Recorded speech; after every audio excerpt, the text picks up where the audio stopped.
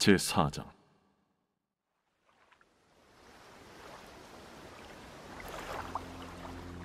이 일 후에 내가 보니 하늘에 열린 문이 있는데, 내가 들은 바 처음에 내게 말하던 나팔 소리 같은 그 음성이 이르되, 이리로 올라오라.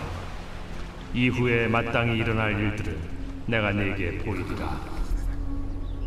내가 곧 성령에 감동되었더니 보라, 하늘에 보좌를 베풀었고 그 보좌 위에 앉으신 이가 있는데, 앉으신 이의 모양이 벽옥과 홍보석 같고, 또 무지개가 있어 보좌에 둘렸는데 그 모양이 녹보석 같더라. 또 보좌에 둘려 24 보좌들이 있고, 그 보좌들 위에 24 장로들이 흰 옷을 입고 머리에 금관을 쓰고 앉았더라. 우리 사랑하는 브릿지 가족 여러분, 우리 11월 26일, 우리 화요일, 오늘 복된 하루를 출발하는 여러분들을 주의 이름으로 다시 한번 축복합니다. 오늘 저와 여러분들이 함께 나누게 될 요한계시록 4장, 우리 1절부터 4절까지의 말씀은 이제 드디어 천상의 예배가 어떻게 펼쳐지게 되는지를 우리에게 여는 그런 포문의 말씀이기도 합니다. 여러분, 사람에게 있어서 믿음이 깊어진다라고 하는 모습은 어떤 모습일까요? 어떤 사람들은 말하기를 고난이 와도 믿음으로 잘 참아내는 것이 그 사람의 믿음이 깊어지는 모습이다라고 말할 수도 있을 것이고, 또 어떤 사람들은 이런저런 은사, 예를 들면 병도 고치는 은사, 또 아니면 정말 몇 시간 동안 무릎 꿇고 하나님 앞에 기도하는 바로 기도의 은사를 가지고 계시는 분들을 바라보면서 믿음이 참 깊어지는 모습이다, 이렇게 우리가 생각해 볼 수도 있을 것입니다. 자, 그런데 오늘 본문은 그런 의미가 아니라 정말로 우리가 믿음 생활하며 주님이 부르시는 그날까지 이 성화의 과정을 겪어가면서 가장 높은 수준의 상태는 과연 어떠한 상태인가를 오늘 우리들에게 잠시 보여주고 소개해주는 바로 그런 내용인데요.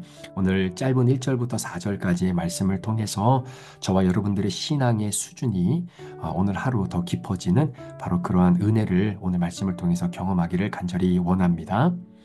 여러분, 유럽의 17세기, 18세기를 보통 바로크 시대다라고 이야기하죠.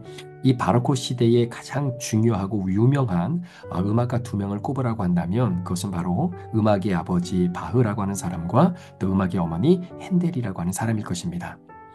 우리들에게 있어서 바흐와 핸델은 그래도 그들의 실력이 정말로 대동소이한 정도의 상황이라고 보통 생각을 하죠. 왜냐하면 너무나 우리가 범접할 수 없는 바로 그러한 음악적인 재능을 가지고 있는 사람 아니겠습니까?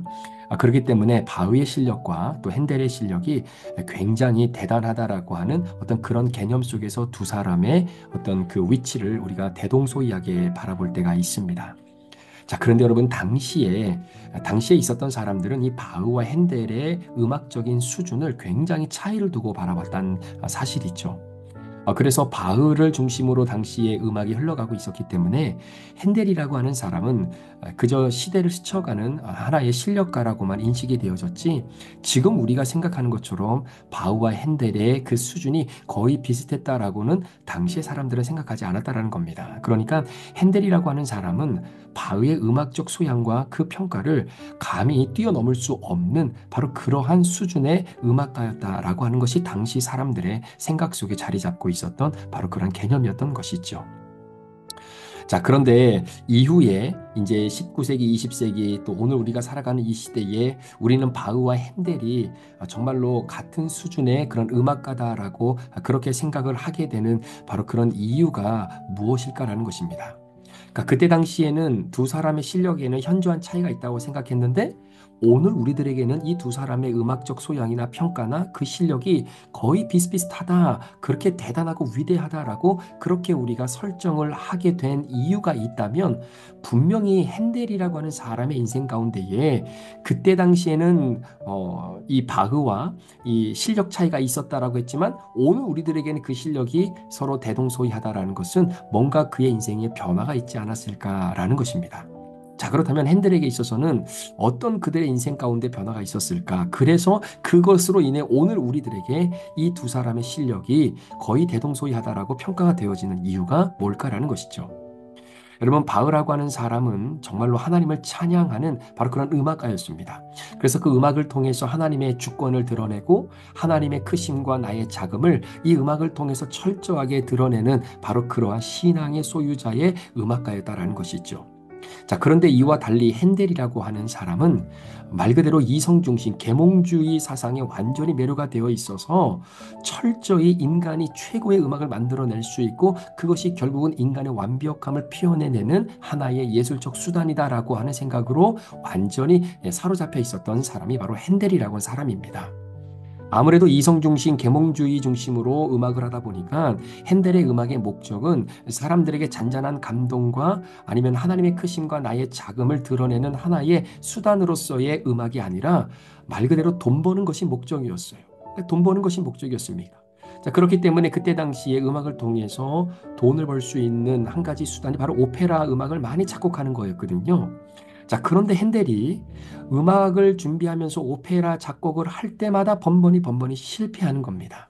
그러니까 노력을 아무리 하고 애를 쓰고 써도 당시에 바흐의 그 장벽을 뛰어넘지를 못하는 것이었죠. 자, 그러던 어느 날 이 핸델이 뇌출혈로 그만 바닥에 떨어져 쓰러지게 되고 결국 마음의 지옥 속에 갇히게 되면서 정말로 인생을 되돌아볼 수 있는 그런 기회가 핸델에게 찾아옵니다. 이제는 몸도 지치고 마음도 지치고 모든 것이 다 무너져 버릴 수밖에 없는 그 순간에 어느 날 갑자기 자선 음악회를 주관하고 있는 필하모니의 주최 측의 협연자가 찾아와서 가사를 하나 주더니 여기에 곡을 좀 붙여달라라고 부탁을 하게 되죠. 자, 그런데 여러분 자선 음악회입니다. 그러니까 돈에는 별로 관심이 없어요. 그리고 어떤 이 자신의 인기를 높이기에는 별로 큰 의미가 없다라고 생각을 했던 겁니다. 핸델이. 자, 그런데 그런 협연자가 이제 가사를 주고 돌아갔기 때문에 그 내용을 좀 한번 보겠다라고 딱 봤는데 그 내용이 뭐냐면 바로 예수 그리스도의 인생에 대한, 일생에 대한 내용이었어요. 이것이 공 3개의 3부로 구성이 되어 있는데 1부는 바로 예언과 탄생, 2부는 순환과 속죄, 그리고 3부는 부활과 영생에 관한 내용입니다.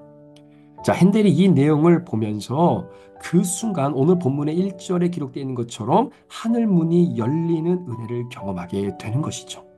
그러니까 이전에 경험하지 못했던 놀라운 하나님의 은혜를 이제는 완전히 이성 중심이고 계몽주의적인 중심에 매료되어 있어서 음악을 단순히 돈벌이로 했던 바로 이 핸델의 눈이 이제는 열리게 된 겁니다. 그러면서 하늘의 문이 열리는 것처럼 이제는 자기 자신을 다시 한번 바라보면서 그 협연자가 주고 갔던 그 내용, 바로 예수님의 일생을 통해서 핸델의 삶에 큰 변화가 이루어지기 시작하는 것이죠.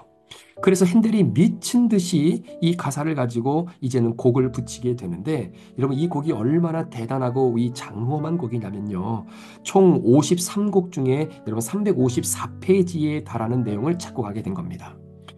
일반적인 작곡가들은 평생을 들여서 해도 완성되지 않을 만큼의 이 방대한 양을 바로 핸델은 24일 만에 완성을 하게 되는데 그 곡이 바로 우리가 유명하게 부르고 있는 메시아라고 하는 곳이죠. 1742년 4월 13일 날 이 곡이 드디어 핸델에 의해서 발표가 됩니다. 자, 이 곡이 발표가 되는 순간 사람들이 여기저기서 몰려들기 시작을 하게 되는데 여러분 그 메시아 가운데에 특별히 할렐루야라고 하는 이 곡은 진짜 장엄하고도 장엄한 곡 아니겠습니까? 그래서 이 할렐루야라고 하는 곡이 울려 퍼지고 선포되어질 때 장내에 있는 모든 사람들이 앉아서 들을 수 없이 일어나서 들어야 하는 그런 전통을 만들어낼 수 있을 만큼의 위대함을 표현하는 그러한 대곡이 만들어지게 된 것이죠. 자, 그러니까 이 곡으로 인해서 핸델이 굉장히 유명해집니다. 여러분 유명해지고 이제 돈이 모이게 되니까 당연히 부자가 될 수 있지 않았겠습니까? 그런데 자, 이 메시아가 발표되고 난 이후에 총 32번에 걸쳐서 핸델이 자선 공연을 하게 되고요. 그 수익의 모든 것들은 다 세상을 향해 기부를 하게 되는 겁니다. 그러니까 그의 인생에 엄청난 변화가 형성이 되고 시작이 된 것이죠. 자, 드디어 사람들의 인기가 많아지게 되고 돈이 벌려질 수 있는 기회가 주어지고 그리고 이제는 바흐라고 하는 그 당대의 어떤 음악의 이 장벽을 이제 뛰어넘을 수 있는 여러 가지 여건들이 다 준비가 되어 있었죠. 자, 그럼에도 불구하고 핸델의 인생 가운데 더 이상 다른 사람과 비교함으로 말미암아 우월감이나 열등감에 빠지지 않습니다. 그리고 하나님의 섭리로 자신의 인생이 살아가고 있다는 것을 다시 한번 깨닫게 되는 그런 변화의 역사가 일어나게 되는 것이죠. 자, 계몽주의에 온전히 함몰되어져서 인간이 완전하게 완벽함을 추구하는 음악을 만들어낼 수 있다라고 하는 모토를 가지고 음악을 준비해 왔던 이 핸델의 인생 가운데에 어떠한 큰 변화가 있게 되냐면, 아니, 인간은 완벽한 존재가 아니라 완벽함을 추구할 수도 없을 뿐만 아니라 100% 죄인임을 깨닫게 되는 것이죠. 그렇기 때문에 인간이란 존재 자체가 스스로 완벽하게 살아갈 수 없고 누군가를 의지하고 누군가에게 도움을 받고 살아갈 수 있도록 만들어지고 설계되어진 존재다라고 하는 것을 깨닫게 되는 겁니다. 여러분, 예수를 믿는 사람이든 믿지 않는 사람이든 동일하게 인생의 한계의 벽에 부딪히게 되면 많은 사람들은 기도하고 싶은 마음이 드는 거예요. 그러니까 한계에 부딪히면 이상하게도 절대자를 찾고자 하고 기도하고 싶은 마음이 우리 가운데에 찾아 들어오는 것, 여러분, 하나님이 인간의 존재를 그렇게 설계를 하셨기 때문입니다. 자, 그런데 인간이라고 하는 존재가 이런 한계에 부딪혔을 때 내 스스로가 해결할 수 있고 내가 이 모든 것들을 완벽하게 이뤄낼 수 있다라는 이 강박증에 빠지게 되면 여러분, 사람에게는 안식이 존재하지 않아요. 모든 것들이 자연스럽지 않다라는 것입니다. 여러분, 사람이 늙어가는 것은 당연한 이치이고 그것은 하나님이 설정해 놓으신 인간의 자연스러움이에요. 그걸 거스를 수 있는 사람은 아무도 없습니다. 이것이 사람인 겁니다. 여러분, 인간의 연약함을 안다는 것. 그래서 내가 늙어가는 것을 편안하게 받아들이고 그럴 수도 있고 또 그래야만 되는 것을 자연스럽게 받아들이는 것. 여러분, 인간은 완벽할 수가 없잖아요. 이 완벽을 추구하는 사람이면 사람일수록 그 강박증에 여러분 갇혀 살아서 자유함을 누리지 못하고 살아가는 겁니다. 그런 사람들은 실패를 인정할 수가 없는 거죠. 아니, 내가 어떻게 실패를 할 수 있고, 나 같은 사람이 내가 지금까지 한 번도 이런 적이 없는데, 아니, 내 인생에 어떻게 이렇게 실패를 경험할 수 있을까? 여러분, 사람이 실패를 경험하는 것은 자유로운 겁니다. 자연스러운 거예요. 그럴 수도 있고 또 그래야만 하는 겁니다. 우리 인간이 죄를 짓는 것, 여러분, 이건 자연스러운 거예요. 어떻게 인간이 죄를 짓지 않고 살아갈 수 있겠습니까? 자, 그렇다고 죄를 억지로 지으라는 얘기는 아니잖아요. 그만큼 우리가 100% 죄인이고 죄성을 갖고 있기 때문에 우리 인간은 살아가면서 죄 가운데 넘어질 수밖에 없습니다. 그 주제인 나를 인정하는 거예요. 그리고 그 죄를 가지고 하나님 앞에 나가 회개함으로 말미암아 하나님의 도움을 청하는 겁니다. 그러면 다시 회복되고 살아갈 수 있는 거예요. 그게 바로 베드로의 모습 아니겠습니까?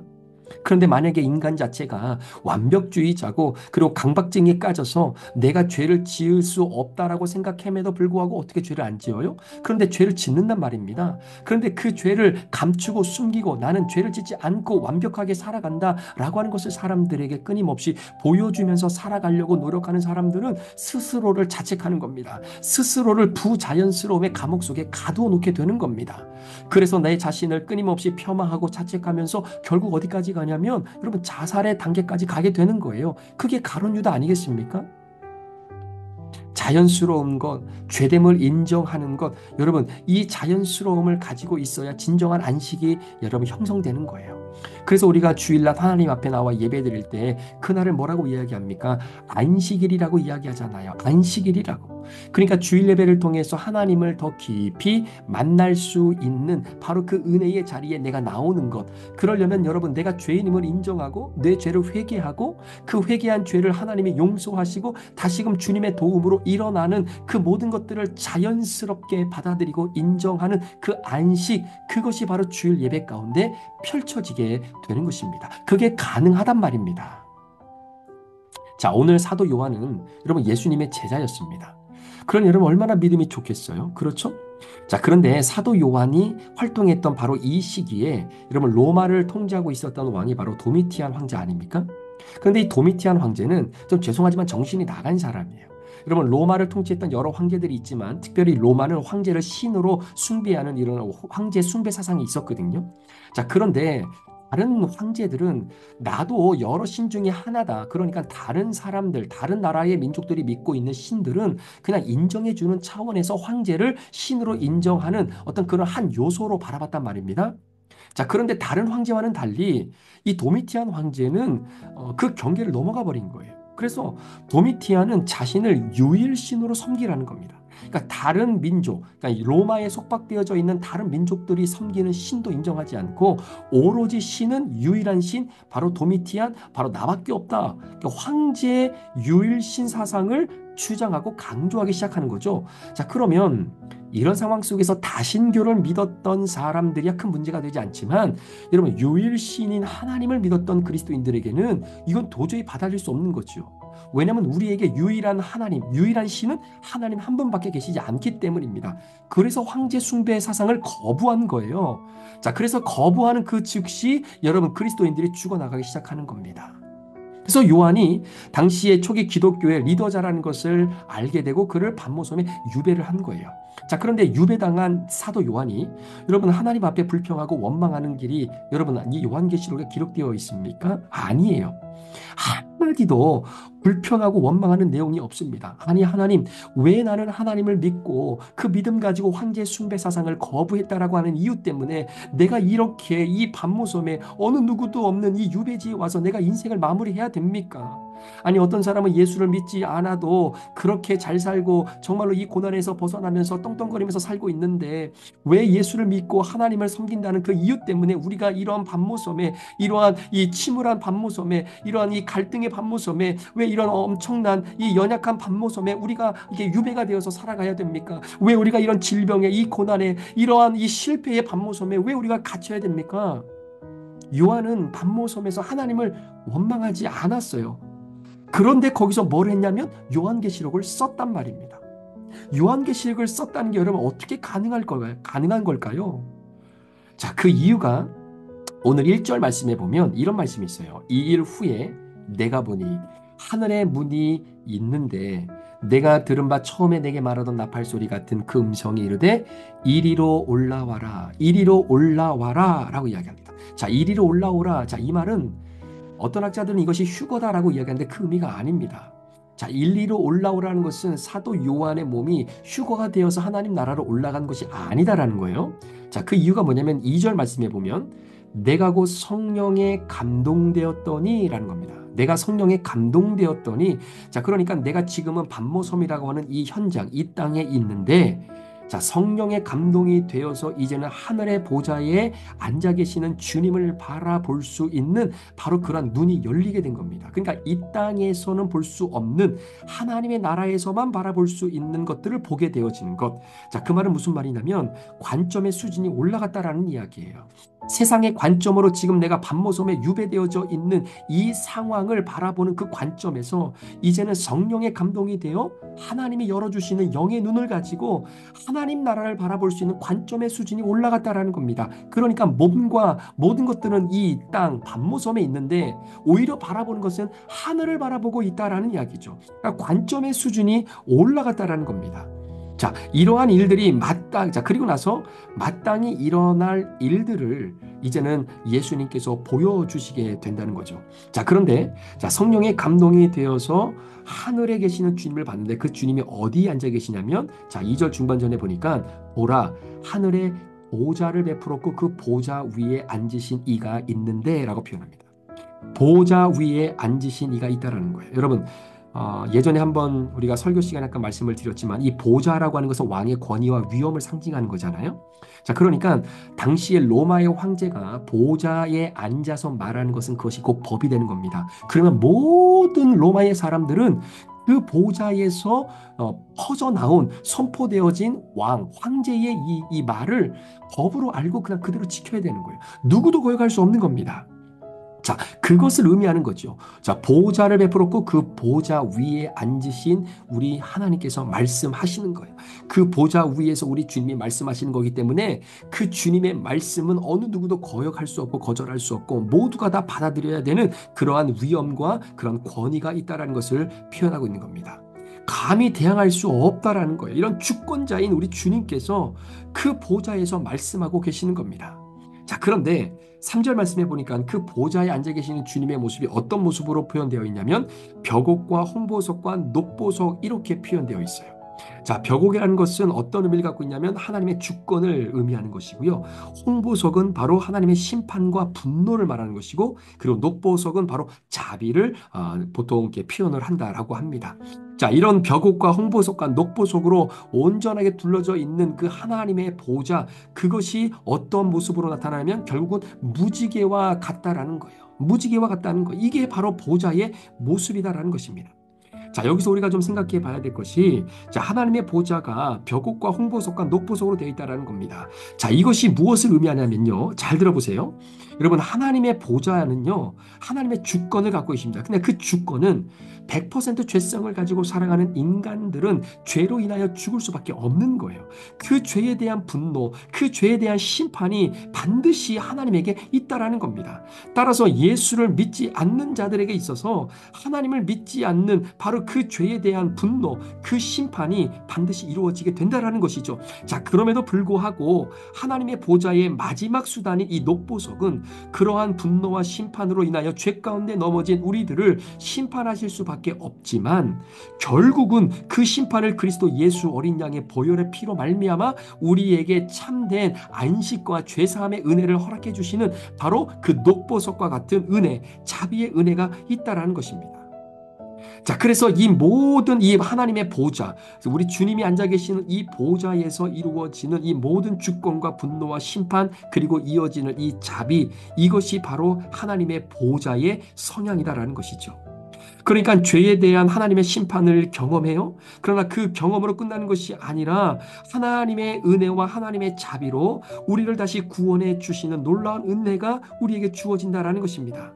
따라서 사람에게는 죽는 것이 정해진 것이에요. 당연한 것입니다. 죄로 인해서 말입니다. 그러나 그 죄를 끊게 해주시고 그 죄로부터 벗어나게 해주시는 하나님의 자비와 은혜가 우리를 기다리고 있다라는 것이죠. 자, 그러니까 여러분, 사도 요한이 지금 반모섬에 유배가 되어서 정말로 몸과 이 모든 것들은 다 이 땅에 있는데 실제적으로 자신의 인생의 자연스러움을 바라보게 되는 영적인 눈이 열린 거예요. 결국 우리는 죄 가운데 죽을 수밖에 없고 하나님의 심판과 하나님의 징계 가운데 처할 수밖에 없는 인간의 연약함을 다시 한번 보게 되고, 그렇기 때문에 인간은 스스로 구원할 수 없고 스스로 완벽해질 수 없고, 그래서 강박증에 빠져서 하나님이 주시는 자유함을 누리지 못하는 그러한 어떤 세상과 어떤 내 생각 속에 갇혀 있는 그러한 죄인으로 살아가는 것이 아니라 결국은 녹보석과 같은 하나님의 자비와 은혜가 우리를 다시금 회복시키며 구원해 주시는 이 놀라운 흐름의 이 프로세스가 바로 우리 인간에게 주어진 하나님의 은혜라는 이런 자연스러움을 깨닫게 되는 것이죠. 관점의 변화가 이루어지게 되는 것입니다. 우리는 우리 스스로가 완벽해질 수 없습니다. 우리는 우리 스스로가 죄 가운데서 해결받을 수가 없습니다.